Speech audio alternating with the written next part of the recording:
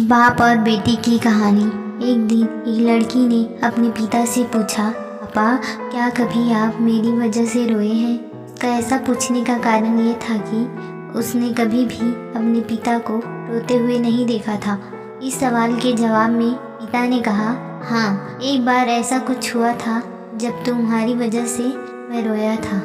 यह सुनकर लड़की उस बात को जानने के लिए उत्सुक हो गई कि आखिर वह क्या बात थी जिसने उसके पिता को रुला दिया था। इस उत्सुकता को आसान करने के लिए पिता वह किस्सा सुनाने लगा। बात उस समय की है जब तुम 8 माह की थी।